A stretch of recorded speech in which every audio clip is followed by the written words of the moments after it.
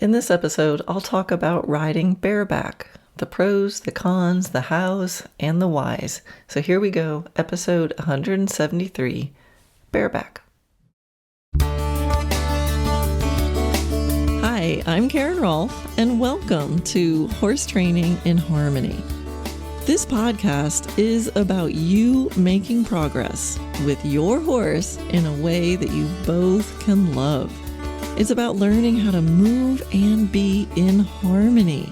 Because yes, you really can develop a horse to be both athletic and happy. When we show up as our best selves for our horses will show up for us. So, let's get started. Well, hello. Fancy meeting you here again. What a coincidence.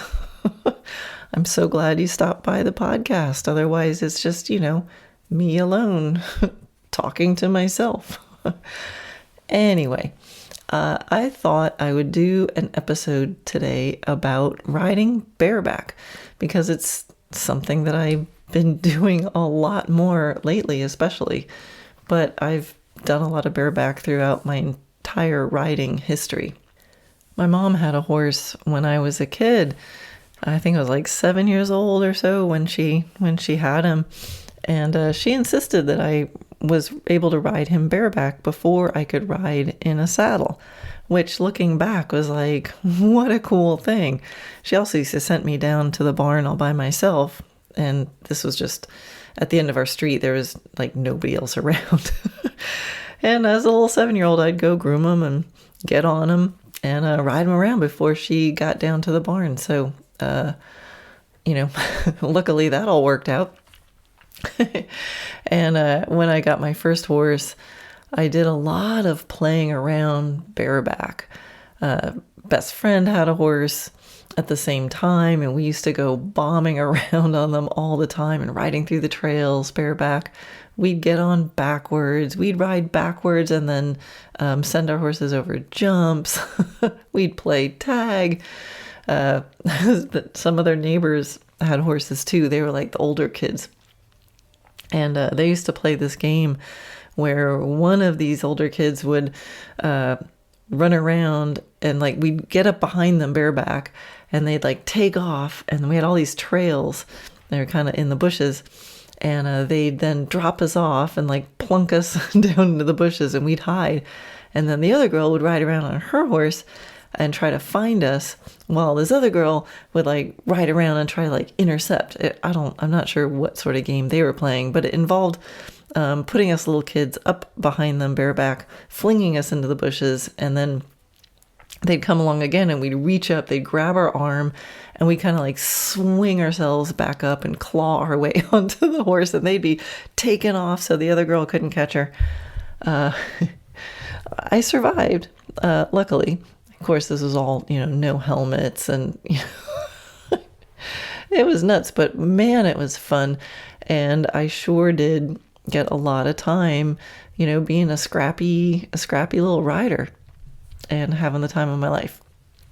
Then the second horse that I got was a much more bumpy thoroughbred who actually liked to buck at least, have a bucking session at least once a ride. He was very exuberant, and I didn't mind. And then I started doing more and more dressage with him, and I still rode bareback sometimes, but sort of increasingly less as that horse actually became my sort of quote unquote transition to professional horse. And I spent less and less time in the bushes and more time sort of being professional. And it was years went by, when he retired, and then I was just riding other people's horses, and I didn't do any bareback for, at least a decade. And and then at some point I got my own horse again, the horse Vivaldi, and then I started doing, this natural horsemanship stuff, and started doing bareback again, just little bits, and then increasingly more and more and more. And I fell in love with bareback again. And it really changed so many things because, well, for one, it kind of ruined me for saddles.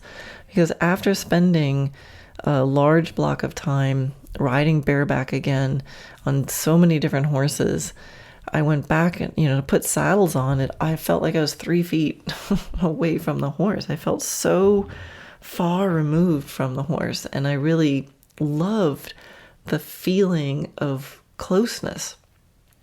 So I love bareback because you can feel so much. I mean, you can feel the contracting and relaxing of the muscles. You can feel the bend of the spine. You can feel, or of their torso.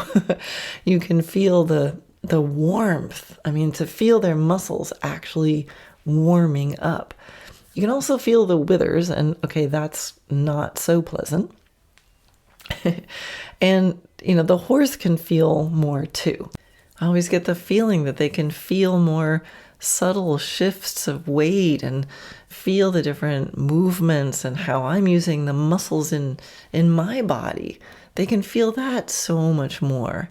And maybe they can feel the warmth of my butt warming up as I ride. I wonder if they think that feels as good as how I think it feels when their backs warm up. But they can also feel my seat bones more, which is probably not so pleasant either for them. So, as with anything that you're going to do with horses, and probably most things in life, there are considerations.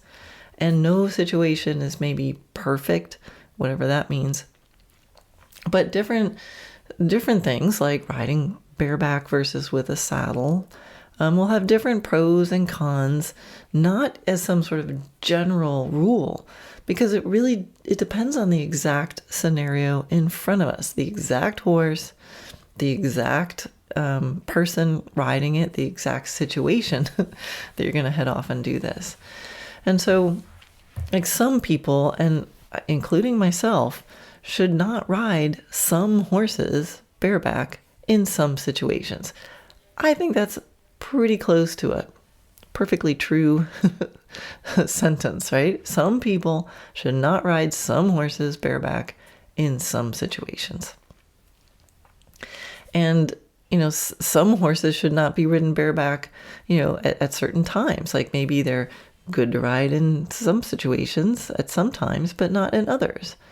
So, and then there's every possible combination of what sort of person, what sort of horse, and what sort of circumstance.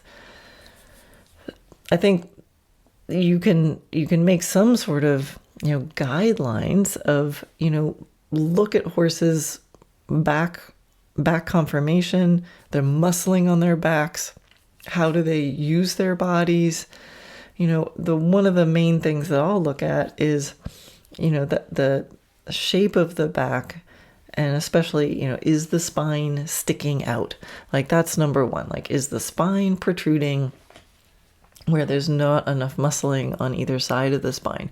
I mean, that's going to be a challenge, right? So that's, even for saddle fit, that can be a challenge. But for bareback, I'm like, I'm going to need to really think about that. Number one, it's not at all comfortable to ride that.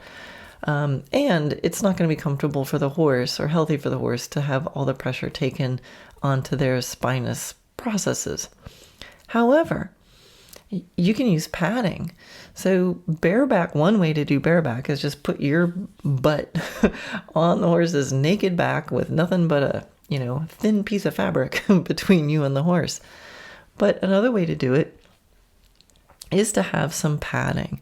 So I typically use a half pad with more or less padding in it. With most horses I ride bareback. I mean, that's just going to kind of be my default.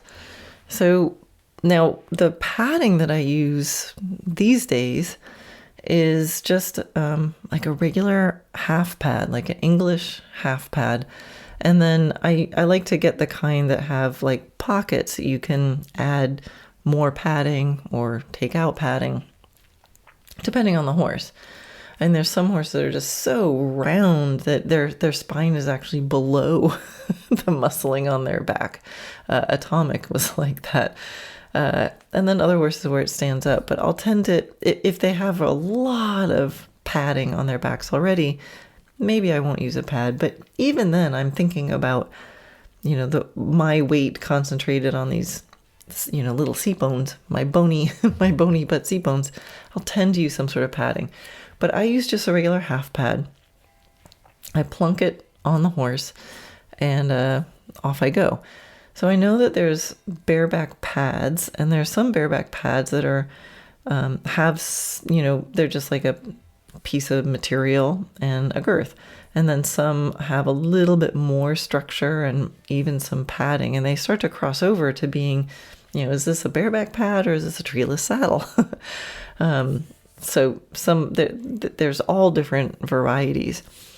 In my experience, the typical kind of baseline bareback pad, which is kind of some sort of maybe lightly squishy material with a girth, I've found more horses that don't like that because and don't like that as much as a saddle, and don't like it as much as just riding regular bareback. And I think it's because a lot of those pads have, a strap of whatever it is that they're using for the girth that attaches, and because there's not any structure to it, all the pressure from the girth actually goes right onto the top of their spine. And I've had horses that never complain about bareback with just me sitting up there, never complain about a saddle and girthing, but complain a lot when I try to put a sort of regular baseline bareback pad on. And now I know there's, like I said, there's a lot of variety out there. Probably some of you listening are going, ooh, I have a bareback pad that's really good and doesn't do that. And that's great. Like I said, I haven't looked around for a while for myself because I'm kind of happy with what I've got going on. But if you are wanting to do bareback and you want a little something that's attached to the horse that gives you a little more grip than just their hair, do investigate. Don't just go to the default whatever the local tack store has. You can post in the Dressage Naturally land Facebook group and ask people like, hey, what's your favorite bareback pad? I'm sure you'll get lots and lots of ideas. Some bareback pads will have even places to attach the stirrups, and I don't know, that maybe I'm just old school. I feel like, well, that's a saddle. That's just an unstructured saddle. Part of what I like about bareback is that it doesn't have stirrups. If I want to fiddle around with stirrups, I'll just put my saddle on. Anyway, you are free to do whatever makes you happy and that doesn't hurt the horse. How about that? So one of the things that I love the most about bareback, except for all that, the warmth and movement and feeling their muscles and all that, is I think it benefits my riding because it makes me think a little bit differently about how I ride. It keeps, it keeps me honest, right? It prevents me from just kind of like bombing around and doing rude things to my horse. Now, I tend to not want to do that anyway, but I find I make my choices just a little bit differently when I'm riding bareback, especially if I'm at the stage where I haven't been riding bareback for a while and then I'm starting back up again. That's when I'm really aware of what I'm doing. But it also makes me think about how much I trust or don't trust my horse, or when do I trust him, or where do I trust him, and where and when do I not? So if I'm thinking, I don't want to do that, I might fall off. That gives some good information. That's interesting to know about, right? So so that's one of the benefits, because I think it's always a good idea to ride. What could be bad about riding a little more politely?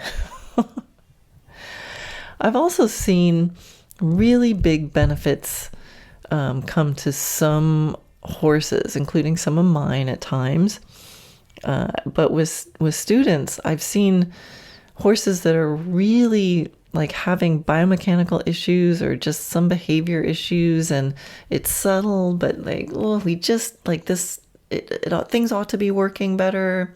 The horse is trying, it's just not happening. And you can't really put your finger on it.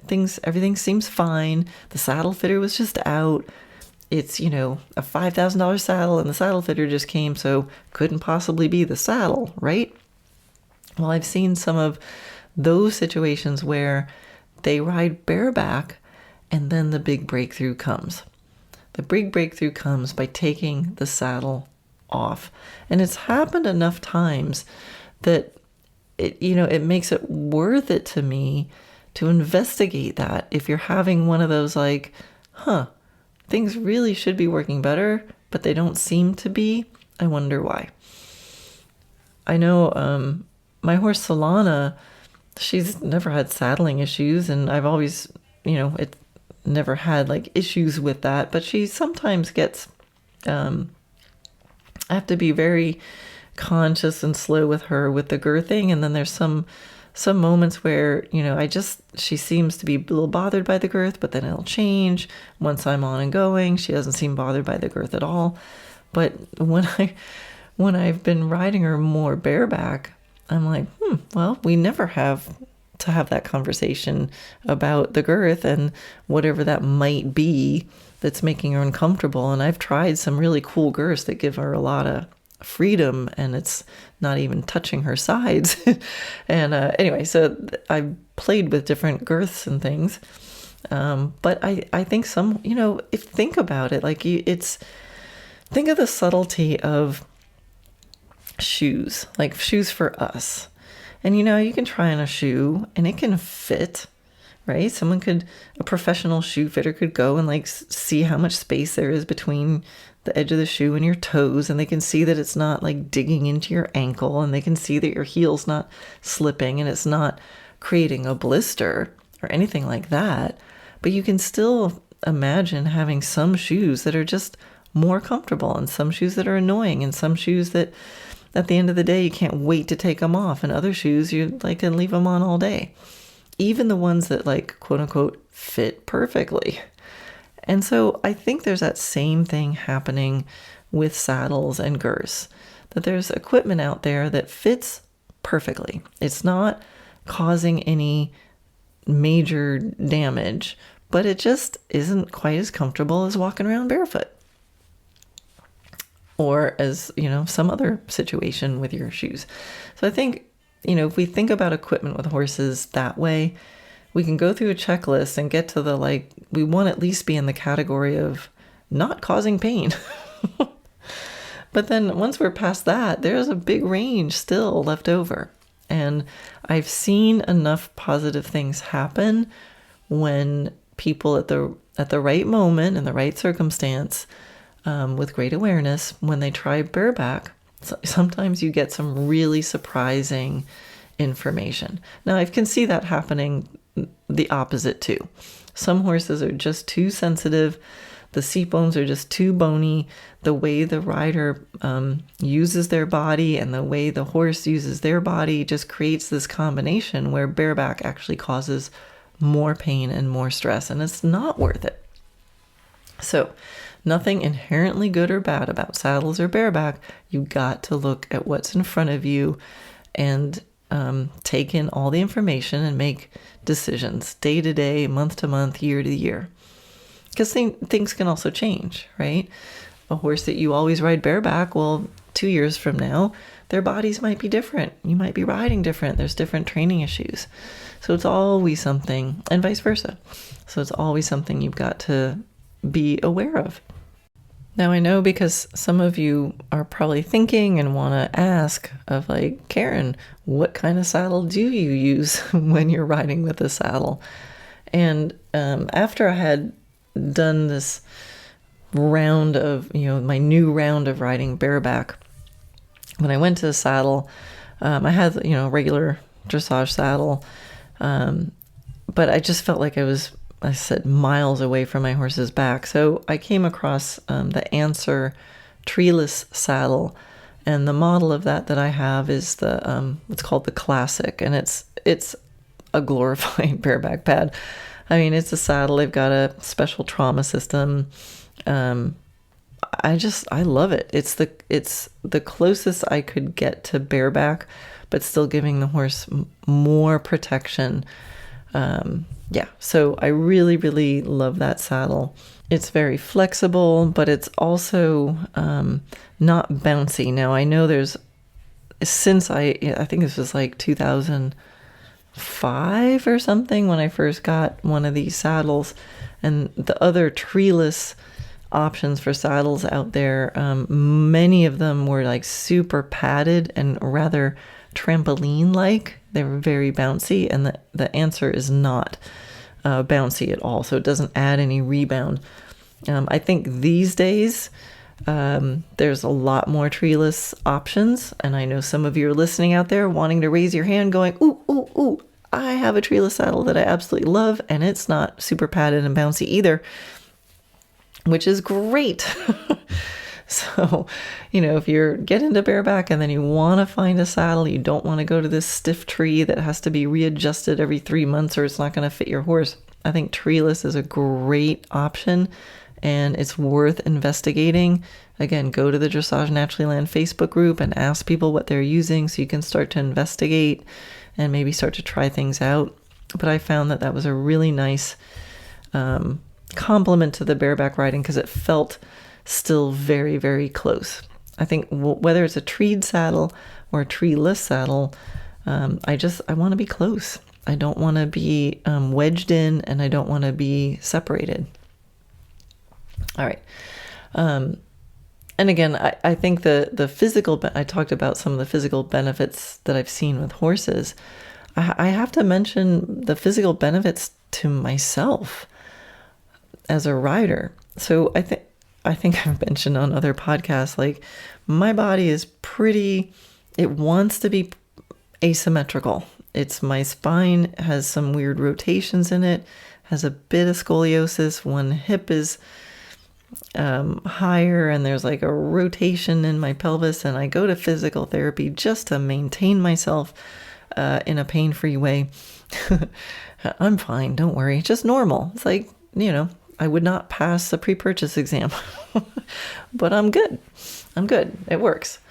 Where was I? Oh yeah. So, but I find, riding in a saddle and stirrups in some ways put some weird, it's easy to get leaning off balance. I can support myself in my stirrup on one side more than the other if I start to get crooked. But gravity does not let you do that when you're riding bareback. So gravity is such a great teacher. And I've found when I ride bareback, my legs hang down more symmetrically. I find my true middle. It naturally, without having to work on my position, I find a place of alignment, functionally aligned, and then actually more aligned. And I found my back feels healthier, my hips are more open, and I'm in the middle and able to relax my legs more than in the saddle. So, and I can stay pain-free. There's a better chance of me staying pain-free. In fact, in the last bunch of years, I started to make a rule of I'm not riding in anybody else's saddle. That's for sure. I will not ride anybody else's saddle. I may or may not ride somebody else's horse, but if I'm going to ride their horse, I'm going to put my saddle on it. And because it's treeless, I know it fits everybody. But the last time that my back really locked up from riding was simply because I was riding in a treed saddle with a high cantle and knee rolls, and it wedged my body in so much that all the pressure got absorbed in my lower, or not absorbed, but all the pressure went to my lower back. Everything else was stuck and it jammed all that movement into my lower back. So riding bareback keeps me pain-free, which is sort of amazing. But it tells me that there's just a lot of benefit to just one body moving on top of another body. All right, so how do we start? For those of you out there going, I think maybe I'll try it. How do you start? Now, there's a really good video in the Dressage Naturally video classroom that Dressage Naturally instructor Shelby Hume did about how to start riding bareback. And if you want to take a look at that, you can find that in the January 2020 videos. And she gives really good tips and about, things that you want to do first. But while we're here together, I'll give you some ideas right now. I think the first thing to do is just to think about getting up there and just standing there. Like, have your horse standing still. So the first step would be just find a time to climb up on there gently while he's standing still on the good day, right? In the good moment on the good day. So, it's a nice warm day. You just had a good ride. Your horse is super chill. You're just hanging out. Take the saddle off and climb up on the fence. Lower yourself gently onto his back and just hang out. This is also a good idea to use the technique of maybe today. All right. So maybe today I'll ride bareback. So I wouldn't go out and just go, don't mark your calendar and go, on Thursday, I'm riding bareback. And then you get out there on Thursday and the wind's blowing, your horse is bucking, and you're like, well, I'm going to ride bareback because that's what I decided. No, I would start putting in your mind that maybe today I'll ride bareback. And then maybe you won't. And it'll cause you to figure out how to answer the question, are you going to ride bareback today or not? But look for the good moment on the good day and start with just sitting up there. See how you feel. See how he feels. And then, of course, gradually you can just do it at the walk. Go for a little walk around.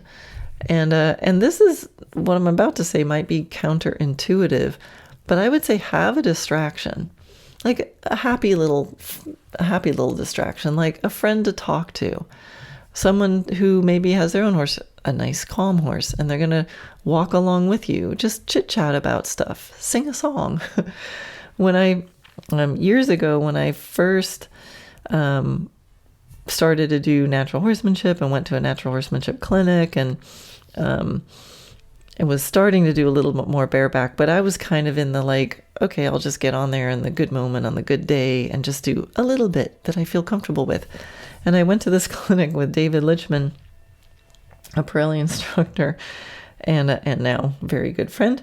And he had the group, we all got on bareback, and he's like, okay, now we're going to play tag. I'm like, what are you, nuts? But we played tag at the walk. And then gradually we got up to the trot. And then if we wanted to at the end, whoever wanted to sit out could sit out. But we were like walk, trot, canter, yeehaw. And at first I thought, this is terrible. Like, this game tag is like, I need to concentrate on my riding, and the tag is a distraction, and I need to focus. But what it did was provide a happy little distraction. And when I was distracted, I relaxed and wasn't hyper focused on my position, which meant gravity was able to do its thing. We have sort of a natural, I think, instinct to stay upright. And then it just took over and did its thing, and pretty soon I'm cantering all over the place. So I don't necessarily recommend you go out and play tag, but have a happy little distraction there. So you're not just going, oh my God, don't fall off, right? That's the last thing you want to do. Don't fall off, right? Don't think of the red ball. Okay. Another tip is, on the day you decide to do bareback, make sure that's the only thing that you're changing. For example, don't go bareback and bridleless for the first time.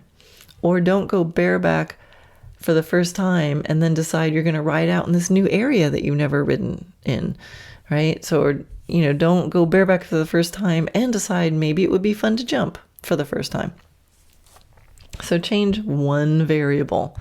Only change one variable. I've had people do that, like they've never ridden bitless and they're out hand grazing their horse or playing, even doing some groundwork on their horse. They're like, oh, wow, this looks like a great day. He's in a good mood. I'll try some bareback. And so in the middle of playing online or going for that walk, they climb up on their horse and they're sitting on their horse but they've never ridden bitless. And so then something happens and the horse moves, and then they're trying to get it to stop or turn, but oops, they never practiced that bitless yet.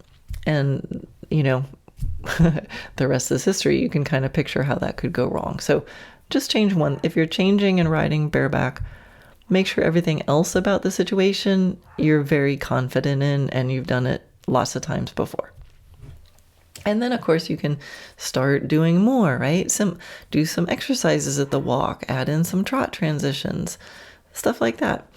And then, then if you want to do even more, pick things that your horse is already happy about doing, right? Don't go out and pick an argument when you're practicing your bareback.